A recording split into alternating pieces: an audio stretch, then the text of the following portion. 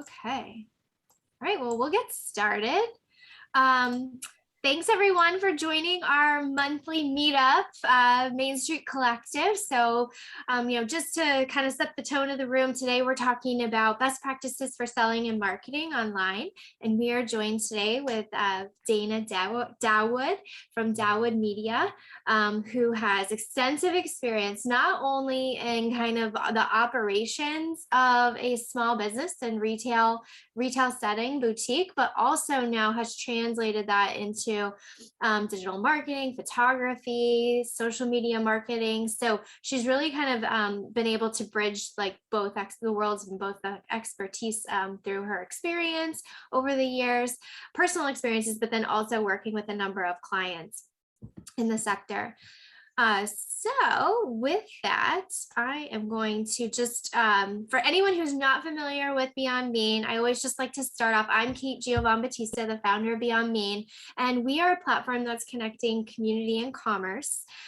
We are an aspiring cooperative platform, which there'll be a lot more details coming on that, but we are looking to complete our cooperative structure here this coming year and are very excited about that. So we'll be sharing more details on future calls, but we focus on utilizing technology to support economic development and revitalization. So essentially what Beyond Mean does is we create hyper local marketplace capabilities for any community, place, or neighborhood and small business within it. And our mission is to create a new community-based operating system that supports entrepreneurs and neighbors in connecting so that local shopping can be as quick and easy and convenient and as a delightful of an experience as maybe we're used to on alternative platforms, but one that can really benefit our neighborhoods and places that we live and love. So why are we all here today? Well, first, it's to foster connection and collaboration. We really feel that, we all have such unique experiences and expertise, and gathering together, even if it's just on a monthly basis, to share our knowledge, learnings, and opportunities is beneficial for all.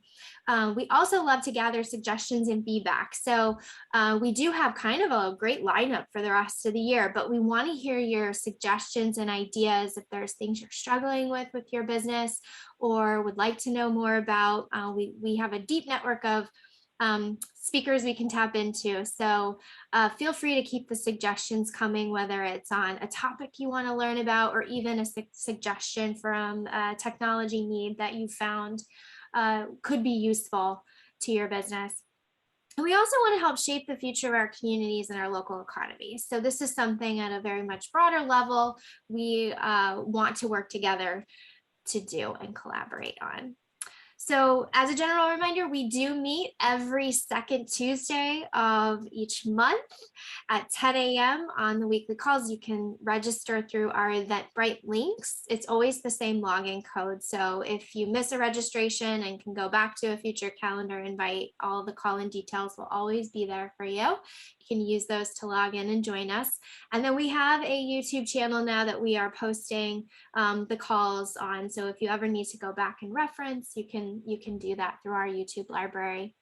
We quickly kind of touch on some macro micro trends that we're seeing and provide some insights and updates that us at Beyond Mean, as well as any of our partners, have been experiencing lately. And then of course, we always have great hosts and speakers that join us on these calls. One kind of breaking of the rule, our own rule, but that's fine. Rules were meant to be broken, right? We are going to do sort of a special session on September 28th at 10 a.m. And this is really coming from a really great need that we are hearing out there from our small business and economic development organizational partners. And it's this session is going to be focused on finding and hiring talent for your business. We know that this is a real challenge area for many small business owners, and even large corporations actually are feeling this pinch in this labor market. And so we are going to be joined by Sheila Spizak, who is an HR and people development professional. She's got oh my gosh, nearly 50 years of experience in working in the public and private sector, and focusing mostly on finding and hiring or managing a search and candidate hiring process.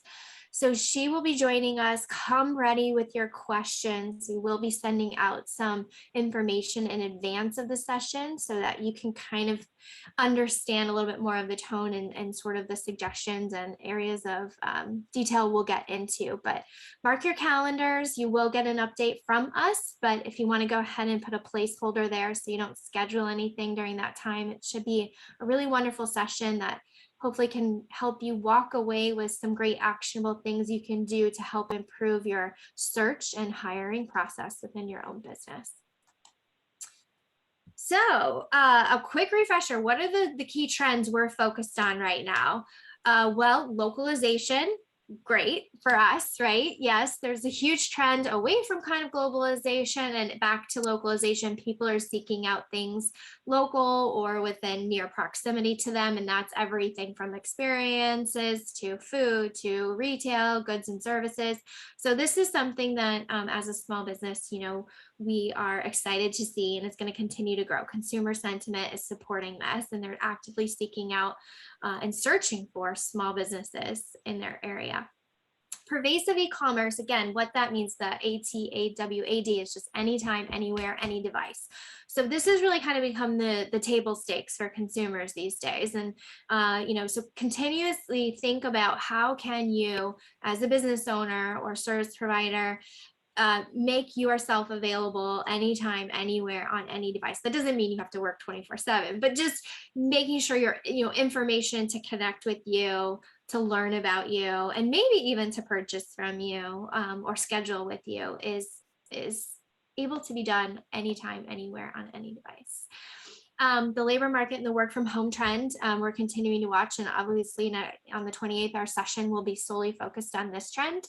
But a couple new ones that we've added to the list are the environmental and natural disaster impacts that we've been seeing recently. Obviously, Ida has caused a lot of disruption within the South as well as the Northeast, and Texas and parts of Louisiana are again going to be impacted by Nicholas, so as well as the fires out west. So we're dealing with a lot of environmental challenges, I think, that we have likely not had to deal with at this pace in the past. And so how does that play into not just consumer behavior, but also operations? Like, how do you as a business owner, weather those storms, figuratively and literally? So those are just some continued trends we're going to be looking to take deeper dives into.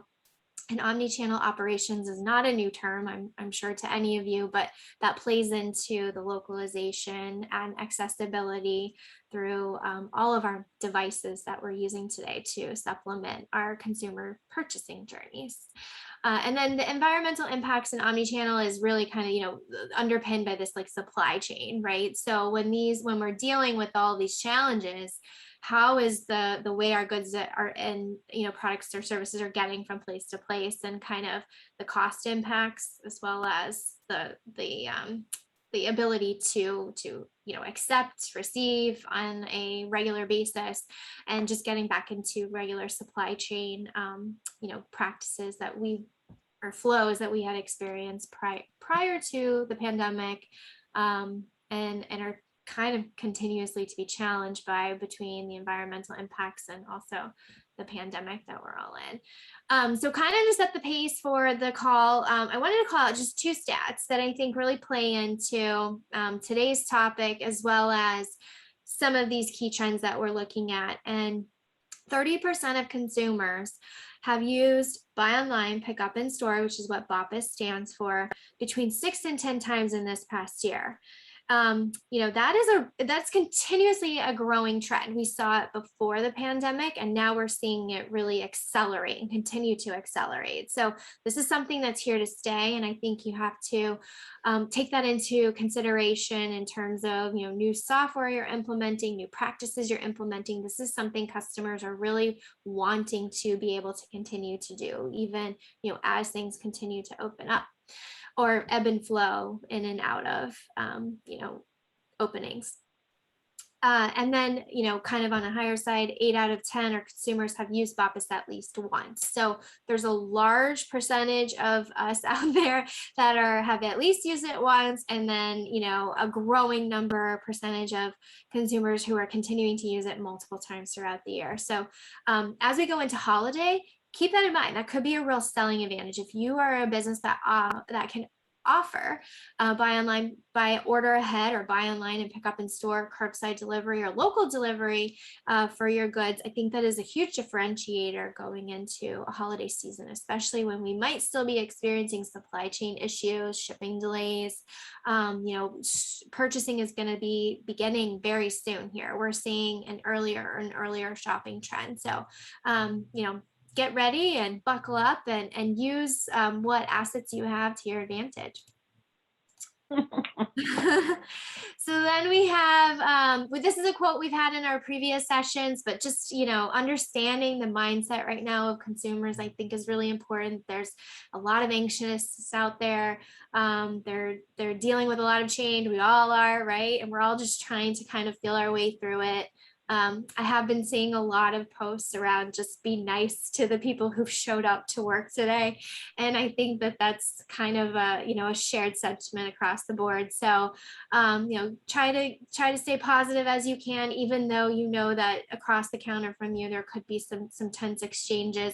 And, going back and reviewing the previous session with our customer experience specialist, Selena Scardina, could be helpful for you or your staff as things start to get busier, just reminding yourself how to maybe diffuse those tense moments.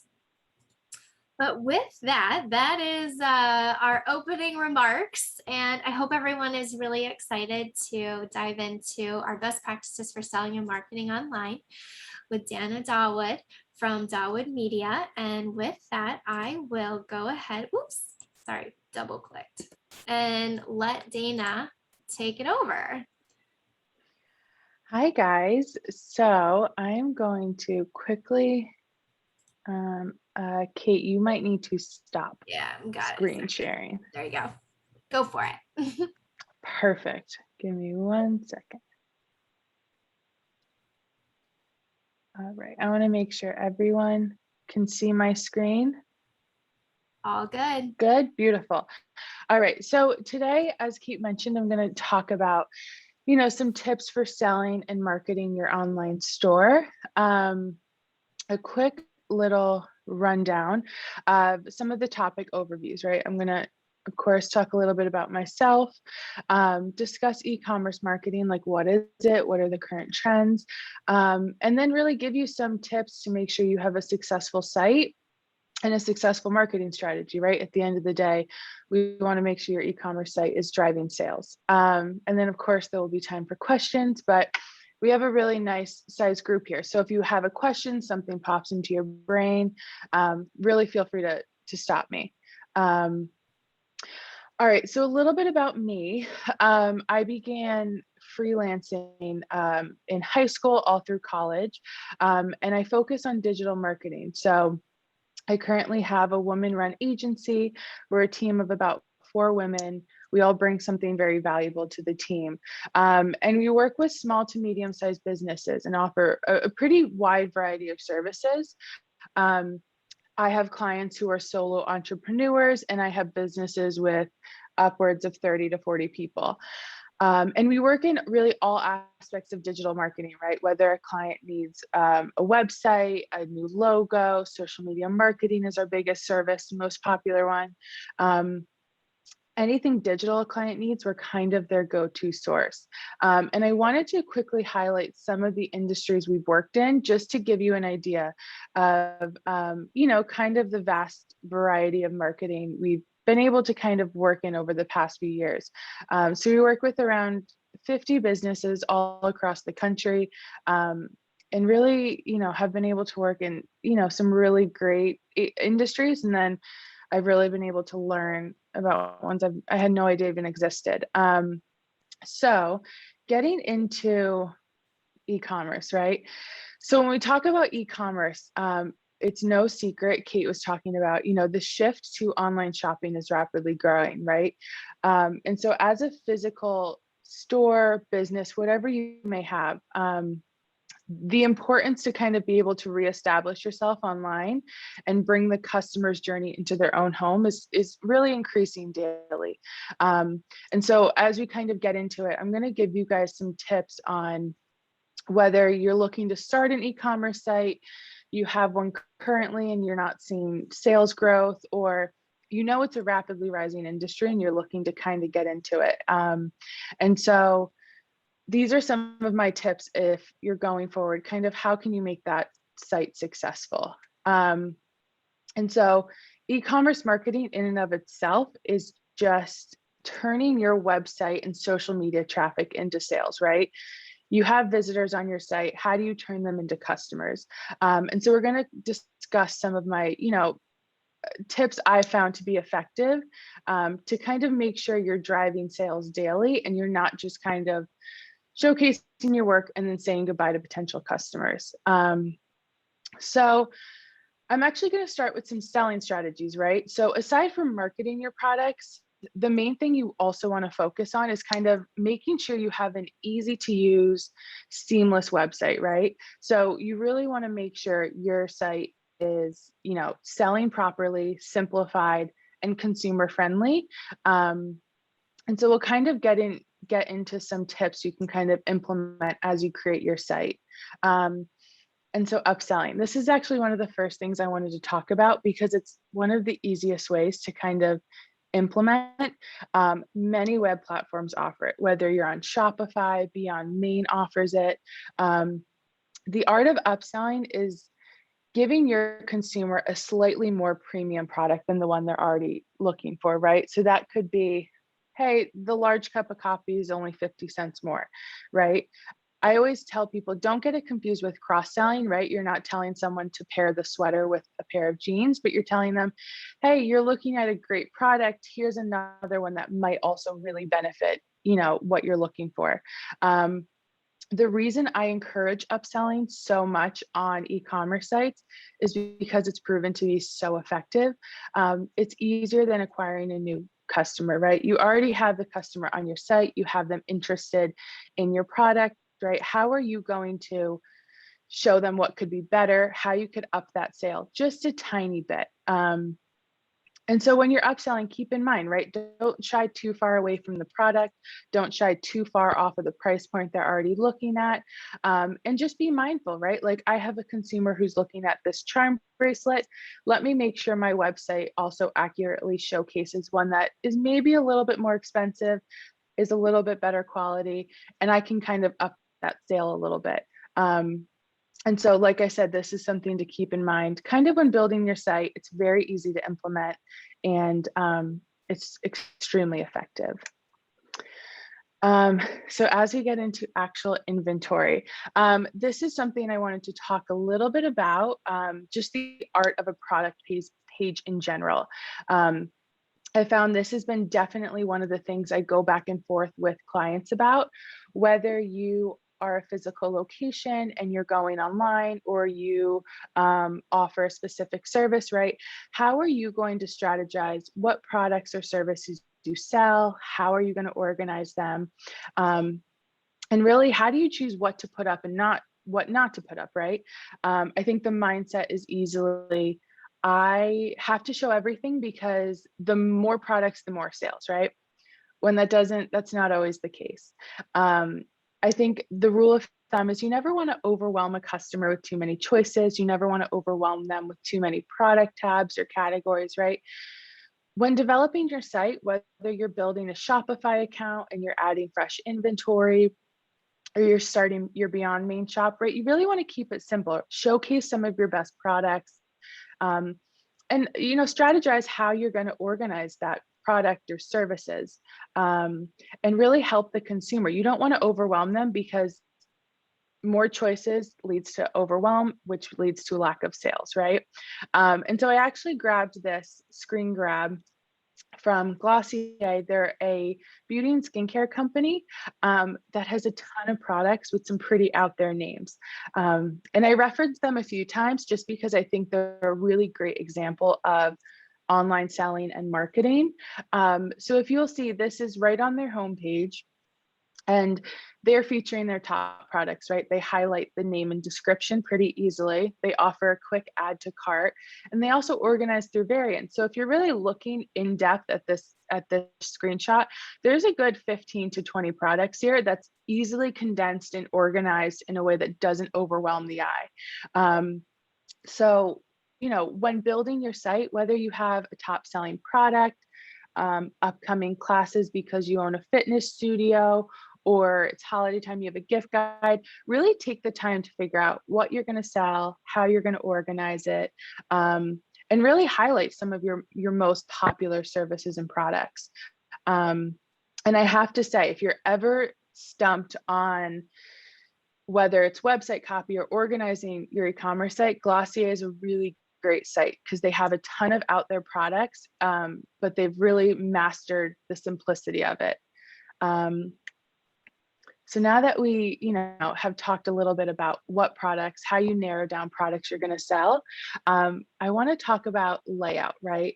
How do you sell your actual product? So I have a customer interested. How do I write copy that can help debunk any, doubts, answer any questions, and really push them into that sale, right? They're on my website, they chose this product. How do I get them to follow through with the sale and interest, right? So if you've ever sold in person, talked about your business, right? What are some of the top questions a customer may have? What are some of the top selling points that kind of push them to follow through with the purchase? The number one rule with e-commerce, no matter what you're doing, whether it's the marketing side, whether it's the website side, you never want to assume a customer knows anything about your business, anything about your product or service. If you're offering, a service such as a facial, you want to be in depth. This is the time duration. This is some of the things, the benefits and the services offered during it. You can't assume anyone knows. And so I pulled this screen grab, right? It's just a candle. It's really simple. But if you look at it, it's everything from the scent to the title to just the burn time, right? Like how long it burns, what the lid is made out of. It really kind of gives you every piece of information.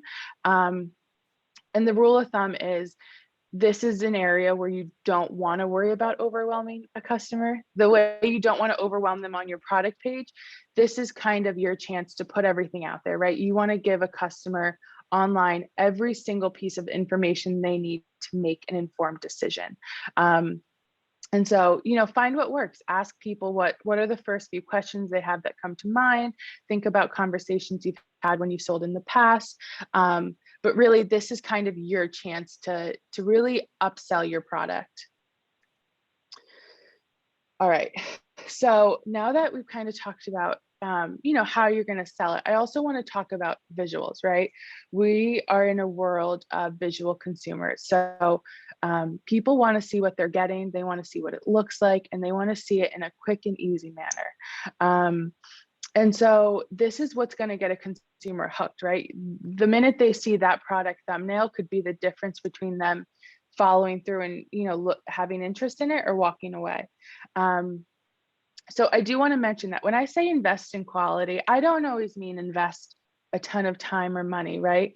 You can 100% invest in a professional photographer or an agency like myself, or you can take your time and invest, right? Taking really good product images for your website, it could take time, but it's not impossible, right? There's endless resources, whether it's an editing app, shot on an iPhone. I actually, knowing I was going to be discussing this today, when taking these shots for a client, I took one on an iPhone. So this shot right here is an iPhone. The following three are my camera. So it does show you, this one took a little bit more editing, a little bit more time to kind of get the angle right. And so it wasn't blurry, but it's possible, right? And so this is an example of some product imagery I did for a client, right? It shows the lighting shows the true tone, right? There's no guess on, that it's gold with some beautiful diamonds in it. It shows the texture, really everything you need, from the angles to the actual details of the product. And the average rule is around 3 to 5 images, right? You want a consumer to be able to view it, really know what they're going to get in the mail, and then make an informed decision. And then my last tip on this is if you purchase from wholesales, always reach out and ask, like, these were images I took for a client so they could provide their retailers with. So really kind of find resources around you, ask your wholesalers, get a local photographer, or take the time to learn the skill, because it's extremely beneficial when selling.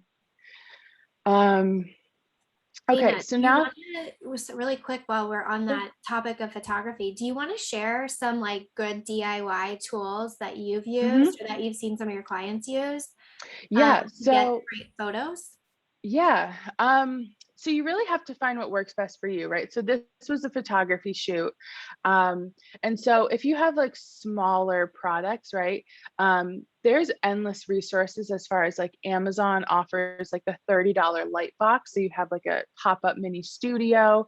And then there's also really great apps, right? So whether you use something like Canva, InShot, I think it's called Whiteout, is a really great one that helps you remove the background of an image. So you really want to, the goal should be to have simple or no background, really focus on the product, and really avoid anything that's poor lighting or blurry. If you offer something like a service, right? Showcasing images. If you have a fitness studio and you're offering yoga classes, right? Showcase a few images of what the class looks like, what the setup looks like, what are some of the things people can expect when signing up for this service. And so as far as like photography goes, if you do it yourself, it does take practice, but like I said, there's endless resources, whether you invest in a mini light studio, whether you invest in, an app or an online platform. And also Skillshare is a really great website if you ever kind of want a quick tutorial on how to take product images. I highly recommend it, but it really depends on your product and services. But these are some of like my top rules, like keep it simple, keep it straight to the point, and really give the consumer what they need to fully see what they're getting into. All right, so now that I talked a little bit about setting up your site, right? How are you going to display products? How are you going to talk about them? What copy are we going to use? I want to talk about kind of how to make sure your site visitors are translating into sales, right? Because you could have 100 visitors a day, but if no one's buying anything, it's not an effective e-commerce site. And so this was a statistic from Business Insider that kind of puts it into perspective. They're stating that $4 trillion in online merchandise was abandoned, and with potential marketing efforts, 63 was possibly recoverable. So just kind of keep that in mind going forward. And as you continue to talk, right, putting in the work to get site visitors is one thing, and putting in the work to build a great site is one thing, but you also want to make sure a customer's story timeline is smooth and seamless, right? So when we talk about the actual purchase timeline, right, how do I make sure my product gets noticed, gets put in the bag, and gets purchased, right? And so the number one thing is all about the checkout process, right? Consumers, they want to be able to find what they're looking for fast. They want to be able to get it fast. So when developing an e-commerce site, throughout the development process, keep in mind a customer's checkout process, right? You really want to do everything to minimize the process and narrow down the steps. The simpler the transaction, the greater chance of a follow through from the consumer. And so here are just some tips that I have used personally with clients that help reduce friction in the checkout process, right? If you Google it, there'll be 50 tips. You find what works best for you. But implementing very easy things like an easy site navigation so a customer can instantly find their shopping cart, using transaction trust, like making sure you have a secure website, right? Let your consumer know, hey, we use Visa Verified or Norton Security, to really build trust. Let them know your data is safe with us. Eliminate unnecessary steps. Like, no one uses home phone, so don't ask for someone's home phone number. Really go through and look at what's information I don't need and what's information that is just going to sit in the abyss on the back end of my site, right? Really only pull what you need to follow through with a successful sale. Include product thumbnails, right? Remind people why they're continuously buying. As someone's typing in their name and address, make sure that product thumbnail is there on the side to remind people, hey, you love these shoes, remember? Like, let's push forward. Let's buy these shoes. And then add as many payment options as possible. You know, people have endless ways to pay. I love PayPal because it's a one-time password purchase done, right?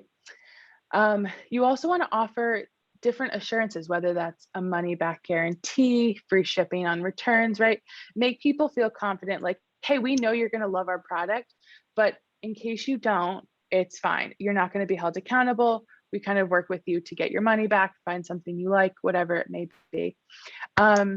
You also really want to optimize mobile, right? People are on their phone. So whether you're, making sure your mobile view is, pretty clean and to the point, you really want to make sure consumers can quickly go on, fill in their info, and purchase from their phone.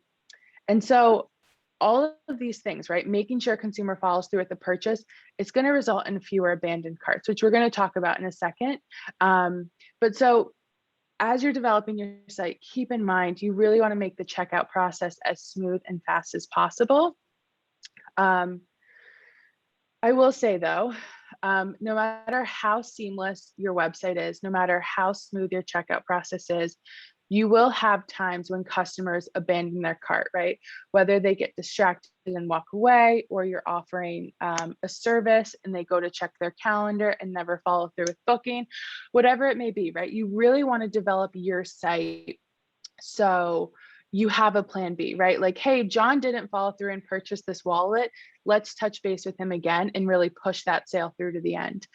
And so one great way I always tell people who have any sort of e-commerce site is really kind of implement email automations. They're very simple. There's endless resources for you to do. Sites like Wix or Shopify have them pretty much pre-made for you. And so sending an email such as this one on the right for Lush, it really reminds the consumer, like, hey, by the way, this is the product you left in your cart. We really know you're going to love it. So here's a code for free shipping.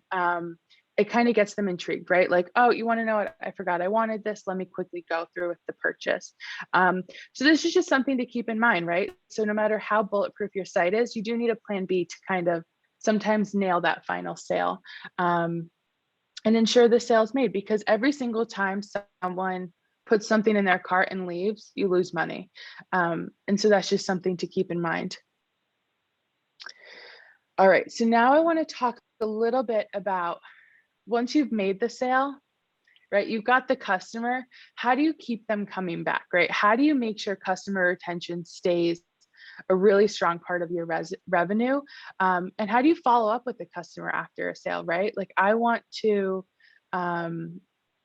make sure my customers know I'm thankful for them. So one of the ways that I always suggest with clients is a loyalty program, right? Thank your loyal customers, thank your big spenders, right? This could be a loyalty program that offers promotions. It could be a loyalty program like Sephora here, where it's just tier-based, right? Like, hey, if you spend this much, you're getting these great things. If you spend this much, you're getting even more great things, right? So customers, make them eligible for different incentives, right? So aside from, just saying, thank you for your purchase, say, we really appreciate it. We want to keep you shopping. Here's a code for your next order, or here's a thank you for continuously being loyal, whatever it may be. Some things I always recommend to clients is have a specific contact list for your really big spenders, right? If I have a really loyal following of 100 customers that always shop, make them the ones to get 24-hour early access to a sale, or a promo code that's specific for, their birthday, whatever it may be. You really want to let customers know, like, hey, we see you, we value you. Here's a thank you, so you continue shopping with us. And for businesses who are used to being a physical business, right, having that face-to-face with customers, it takes time. You really want to make sure you have that appreciation for your customers through things like email marketing and loyalty programs and stuff like that. So just keep that in mind as you start making sales. You really want to kind of incentivize customers to continuously come back. All right.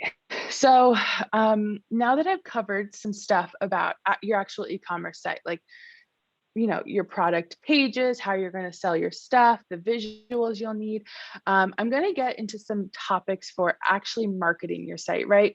You have a great website, you have people shopping on it. How do you build that audience growth, right? How do you continue to use social media and SEO and email marketing to continuously drive visitors and sales, right? So I'm going to get into it and really start with content, right? Like I said, for my company, social media and content creation is our biggest service. Every client's different, but this is a service every single client needs. And so really focusing on social media is key to building your brand awareness, using it for product promotion, and letting customers know, like, hey, by the way, we sell these products. You can purchase this, you can head over to our website. And so when creating content, you really want to invest in it. The same way I said, maybe invest in time for photography, you really want to take time, whether that's outsourcing a content creator. I have a young lady on my team who spends 40 hours a week just making content, right?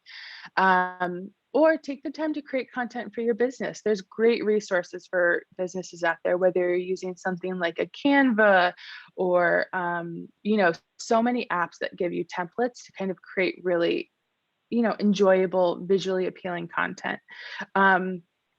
So when we talk about kind of social media and what kind of content you're getting, the one thing I always hear from clients is like, all right, what do I post? Like, what am I talking about? How is this relevant to making a sale? And so you always want to keep in mind, social media is more than a pretty free feed, right? While having, a strong brand identity is essential. You also want to create content that kind of tells a story. Like, you want to inform people on your business and products. You want to let people know that your stuff is available for sale. And so my number one rule is, anytime you're creating content, always ask yourself, like, what's the value or purpose behind this, right? Am I launching a new product? Am I educating my followers? Do I want to offer a promotion? You really want to create stuff that people feel like I'm getting value out of this content. And so I actually pulled the Lush current Instagram feed, just because if you look at their bio alone, right, it's not a piece of content, but it has the 3 check marks for a good piece of a content, right? They have a hook, which is let's get naked, ready to get naked. If you don't know what Lush is, like, that's going to quickly catch your attention. They have a sharing option, right? Like, hey, this is how we share content. And they also have a link, right? Shop our stuff. And then looking over at their actual feed, right? This is their feed from a few days ago. If you look at, the theme, they have a pretty good consistent visual color theme, right? They're talking about some purple scrub. They get into a grapefruit body bar. And they're really telling the story of a product. A single body scrub was told and kind of talked about over 5 social media posts, right? And so, as I previously discussed, investing time into content creation is key. So really make sure that you're creating content that not only adds value, but has purpose, right? Am I going to link out to a specific product? Am I going to let people know of a sale on my site? Do I just want to educate people on something new that I'm offering? Whatever it may be, content is always key. All right. So another important aspect, right? So we talked about driving interest in your content, right? Increasing your follower count. One of the things that I always focus on is communicating with current and potential new customers, right? Think of your social media page as the ultimate outlet for your sales, for your customer service, for your social listening. It's really your place to not only promote everything about your business, but also talk to your customers, right? This is how you're going to keep your current customers engaged. This is how you're going to attract new customers. And you want to create an enjoyable user experience. The same way you create a seamless user experience on your e-commerce site, you want to do the same thing for your social media pages. Social media is nowadays the ultimate word of mouth marketing, in the sense of, if you create one good experience with a customer on social media, you could earn recommendation that goes out to hundreds or thousands of their followers, right? And so it's proven that any customer that has a good experience with a business's social media, they're not only more likely to recommend it, but they're more likely to spend more money. And so that's a really big key thing in creating a good experience with your profiles. So really use your social media channels to keep the conversation going about your products, about your promotions. Give your followers endless opportunity to follow the links, give their opinions, comment on something, whatever it may be. So that's another thing. Aside from creating content, you also want to create discussions. And so I actually highlighted the Beyond Main page currently. As you could see, something we implement is a really easy message activate button. Followers have two ways they can message us, they can email us, and they also see that we kind of communicate, right? We have people ask us questions, we ask for opinions. And so on the next slide, I'm just going to show you some examples, right? How do you engage your customers, right? Whether that's to promote a product, whether that's just to get a conversation going. You could ask their opinions, right? Like this person's asking, what piece of content do you want to see next? Make sure you're replying to all comments. Even if someone comments a ton of emojis, reply with a ton of other cute emojis, right? Make sure people feel acknowledged by your business. And then also create shareable content, right? I pulled this image. This is just a post we did for Beyond Main a few weeks ago that did well. Not only do businesses love to see it, but that's something people want to get behind, right? Shopping small, supporting local. So it's a shareable piece of content. It's a piece of content that starts conversation. So that's just some ways to engage your customers, and keep in mind, you want to continuously leave the communication open with them. Okay, so I want to talk a little bit about user-generated content, right? So USG or UGC, sorry, is basically any form of content, whether it's a text, an image, a video, whatever it may be, that is created by people, right? So it's not created by the business or brand. And so, like I talked about before, Glossier is a really great example, along with Starbucks. They turn their customers kind of into their micro influencers, right? Like, hey, look at her. She's using our products. She's beautiful. They're enjoying their delicious drinks, right? They are doing their marketing for us. And so user-generated content doesn't have to be photos. It could be a customer review, a testimonial from a service they received, whatever it may be. Really let people know, hey, we have customers that love us, right? You're going to promote authenticity. It's going to create trust in your business. It's also going to drive purchasing decisions, right? If I see someone with some beautiful lipstick on, that's going to create desire for me. And so really not only communicating with your customers, but saying, hey, we see you, we love what you're doing with our stuff. We want to share it as well. And so that's just a really great way also to build your content library, right? Glossier is the ultimate, they've really innovated the space of user-generated content, right? They don't really create any of their own content. Their customers do it for them. So really keep that in mind. Encourage customers to share their stuff on social media, post a picture in the new outfit they bought, whatever it may be. Get them involved. All right, I did want to quickly touch on Instagram and Facebook Shop, right? It's another e-commerce platform that just kind of allows you to sell your products online, right? Monetize your social media, as much work that you put into building your website and your social media content. You also want to put in enough work to make it easy to turn that into revenue, right? And so I wanted to quickly touch base on Instagram and Facebook shopping, just because it is so easy to use, right? One of the best parts is the user experience is pretty bulletproof. It's very easy to purchase. And then the business setup is also extremely business friendly, right? Right through Facebook Commerce Manager, copy and paste your products in, and that's great. It's an easy setup, quick purchasing. It also builds brand awareness. So find out what works for you, whether you offer a service and you're just showcasing, a current calendar or schedule of upcoming classes, or you want to highlight maybe your top 5 to 10 products. It's a really great way to kind of build product awareness.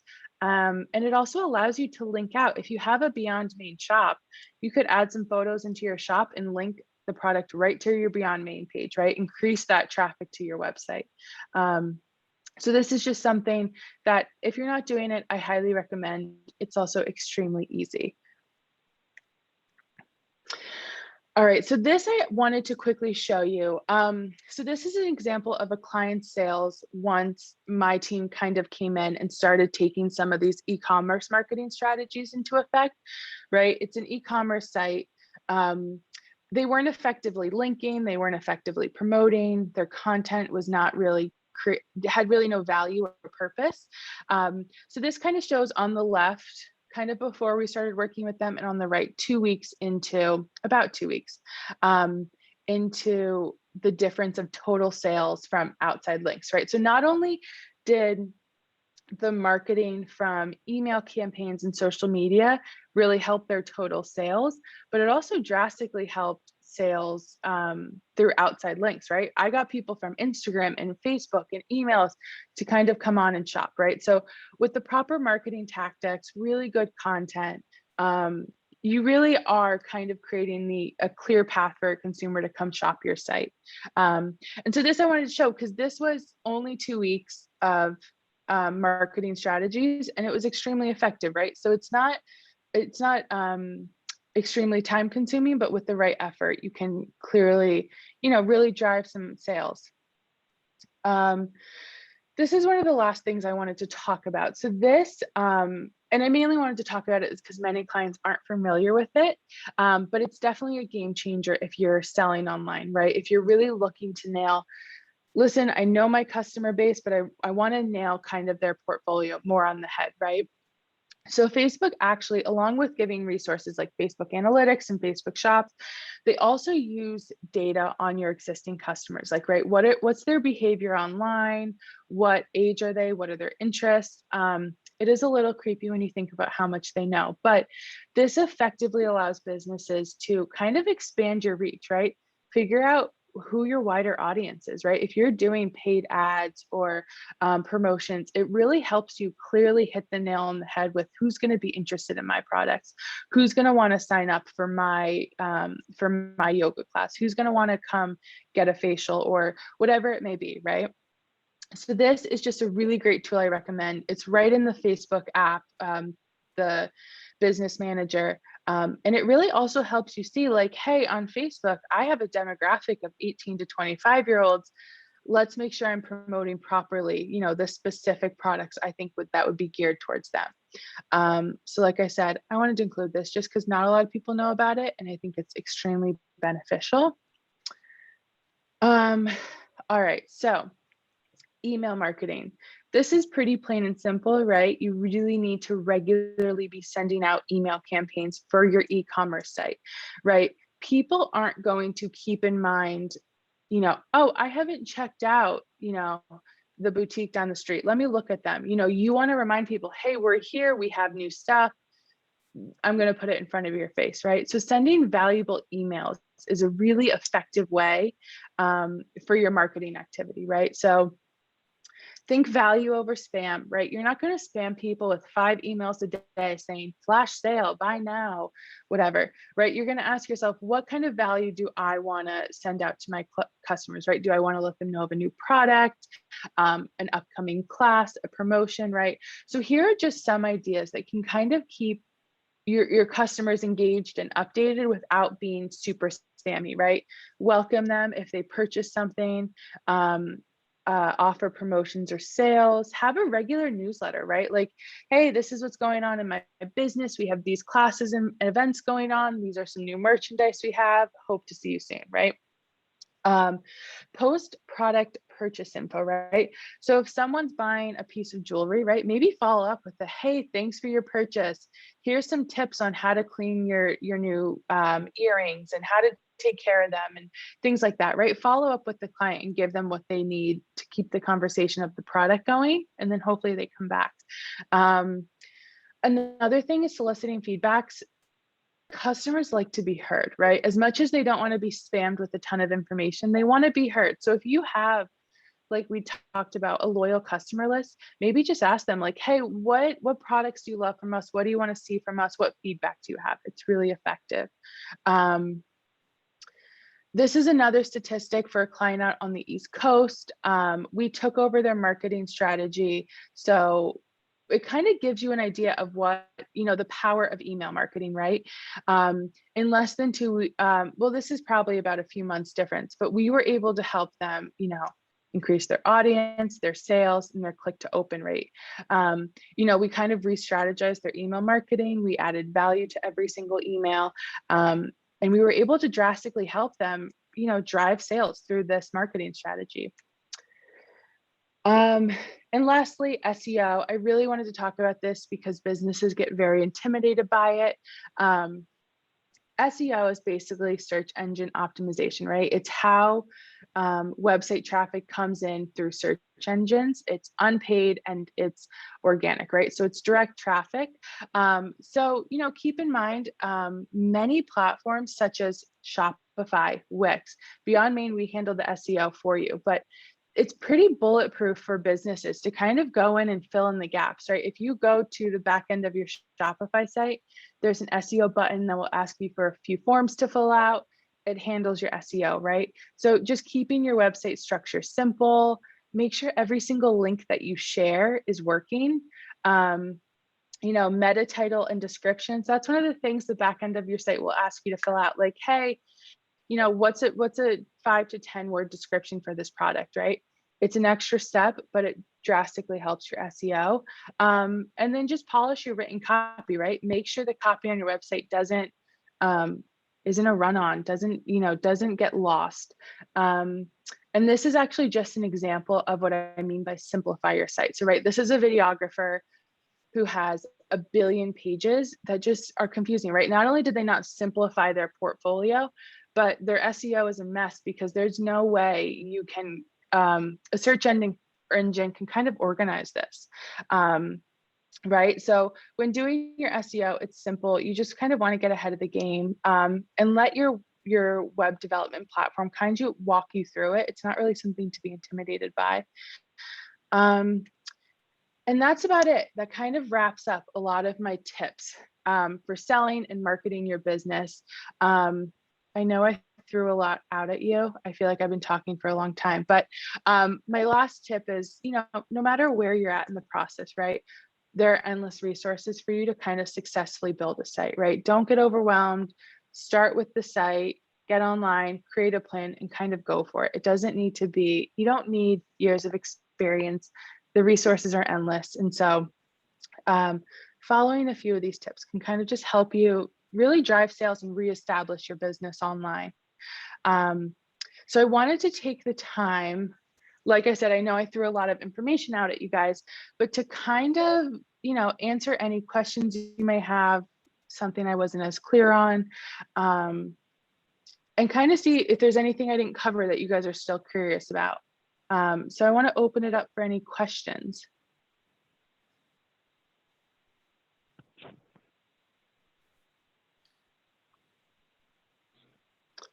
That was great, Dannah. I thought that was really, really, a complete, very holistic marketing kind of overview. I know it's a lot of sectors to kind of cover. So I guess I'll kick it off and hopefully the group has some questions for you too. But if you had to really, considering time and capital is like constraints right now, and capacity, if you had to say, rank these, right? How would you rank how would you rank all of Yeah, like kind of areas you can focus on from marketing and online selling? Like how would you rank that for a sure. business owner? So as far as your site goes, I think the number one thing is it needs to be user friendly, right? Make sure your site is seamless. Make sure you're not overwhelming people with a ton of products and information. As far as selling on your site, keep it simple. You know your products, you know they're great, right? So how are you going to beautifully display it and make the customer's journey through your site as simple as possible, right? So I would say my biggest thing when selling is just simplify it. Don't overwhelm a customer. Don't overwhelm them with a ton of products or information. Really kind of show them, hey, you're on my site. I know what you need. This is what you should buy. This is the class you should sign up for, whatever it is. Simplify. That's my number one rule, is just simplify. My other thing when selling is ask for resources, right? Like if you buy wholesale, reach out to that wholesaler to say, hi, hey, I need high quality images for my product. Or if you work with a marketing agency, like, hey, I need really strong written copy, whatever it may be, find resources around you that work. Most of the time, wholesalers will provide you with this information and imagery.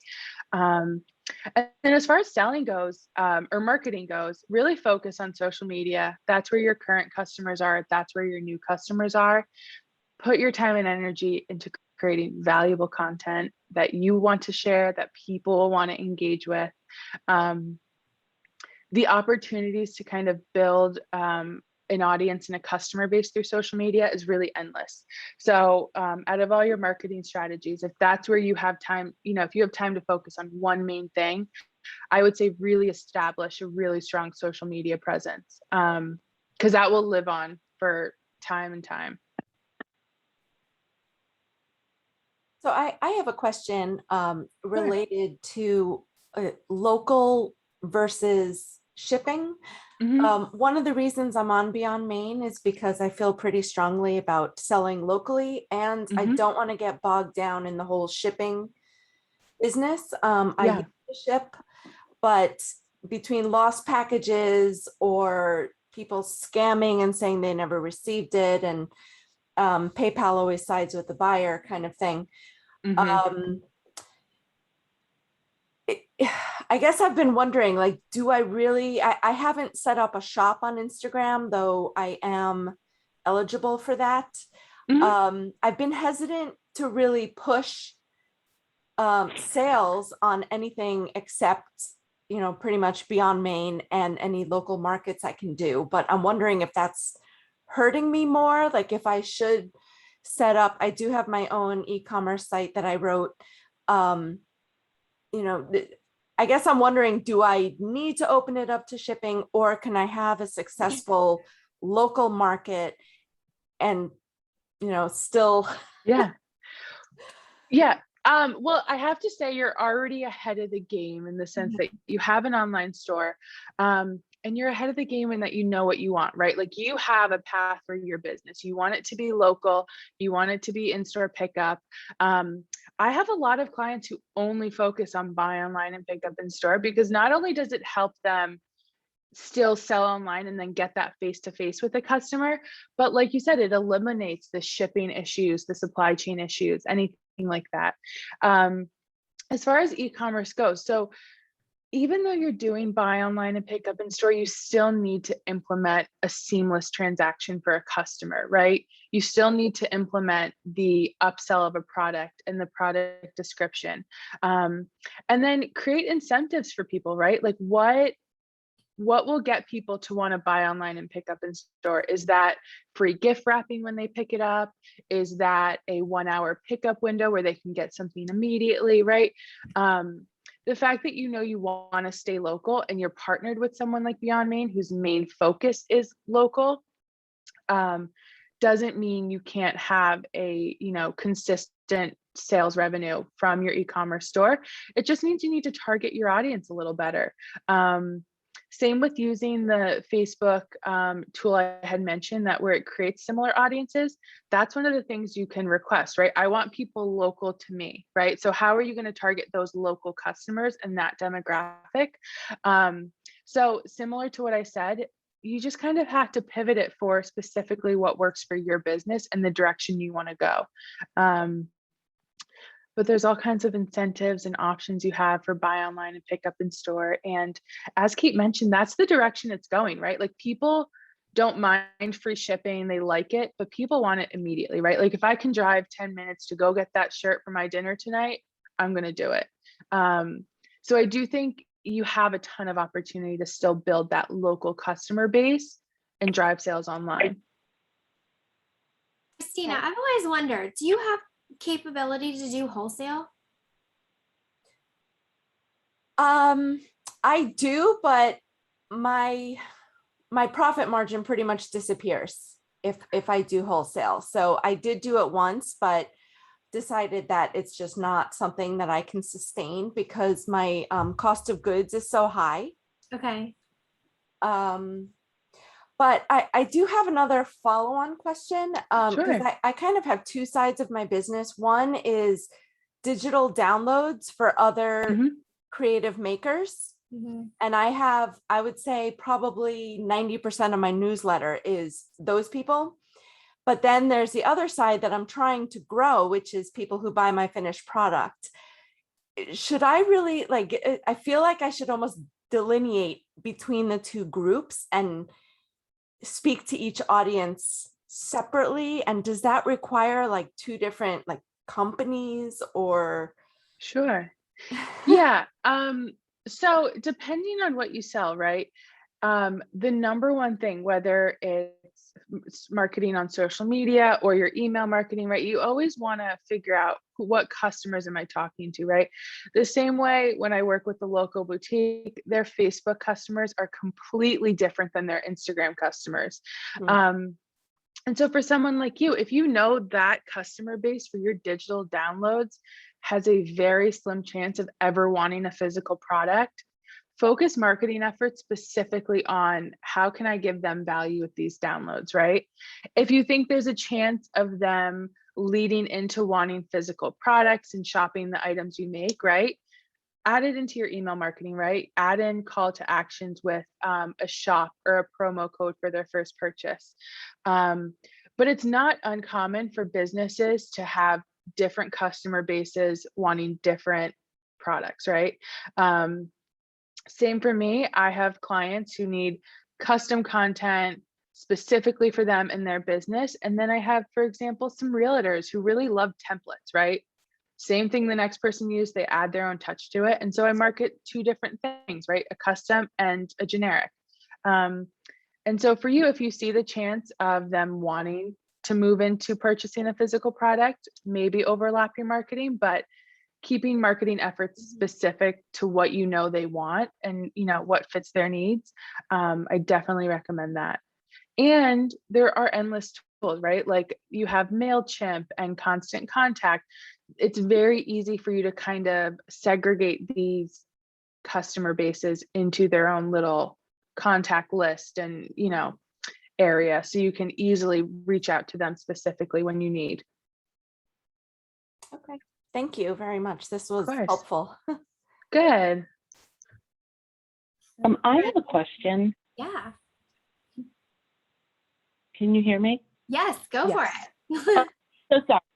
I don't know if this can maybe go offline or whatever, but we have an issue with Facebook, and we can't seem to get a person to help us take care of this. But the store was rebranded, so the name changed. And we weren't able to change the Facebook page, so we had to create, which to me doesn't even seem like it's like a real Facebook page, but we have another page, and we're trying to merge the two because it seems as if there's an issue with, the fact that the stores, had two different names. So I don't know if there's a person on this, on this call or someone that can help us with this Facebook issue. Sure.